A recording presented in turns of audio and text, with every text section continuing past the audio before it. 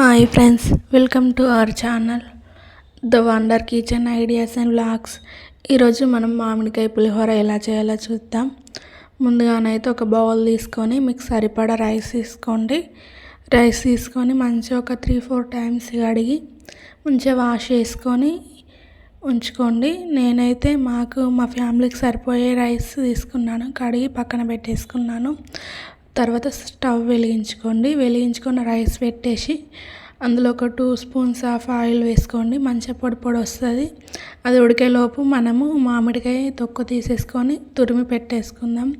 మంచిగా తీసేసుకోండి. తొక్కు ఉంటే కొంచెం ఇట్లా బాగా చేదు వస్తుంది. తొక్కు తీసేసుకొని మంచిగా తురిమేలోపు రైస్ ఉడికిపోయింది. చూడండి ఎంత పొడి వచ్చిందో రైస్ మంచిగా కలిపేసి పక్కన పెట్టేసుకోవాలి. రైస్ మంచిగా కలుపుకోండిలే కింది నుండి పై దాకా, ఎందుకంటే కిందిది ఉడికి పైనది ఉడకకుండా ఉంటుంది. ఇప్పుడు మామిడికాయ మంచిగా తురుముకుందాం.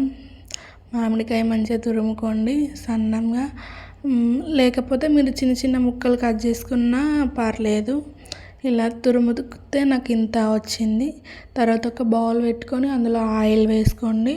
ఆవాలు, జీలకర్ర, పల్లీలు మీ దగ్గర ఉన్నాయి వేసుకోండి. జీడిపప్పు, శనగపప్పు, మన మిరియాలు వేసుకుంటే కొంచెం పులిహోర ఫ్లేవర్ బాగుంటుంది.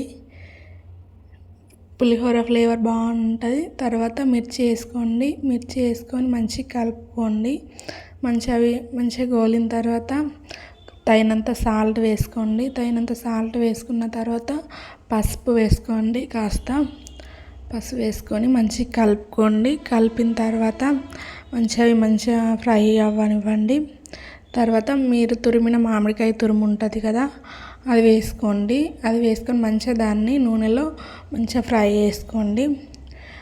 అది నూనెలో ఫ్రై అయితేనే మనకు ఆ ఫ్లేవర్ తెలుస్తుంది, లేదంటే పచ్చి ఉంటుంది. తర్వాత మనం ఇందాక ఉడికించుకున్న రైస్ ఉంటుంది కదా, ఆ రైస్ వేసుకొని మంచిగా కలుపుకోండి. మొత్తం టోటల్ కలిసేలా కలుపుకుంటేనే మనకు ఫ్లేవర్ అనేది తెలుస్తుంది.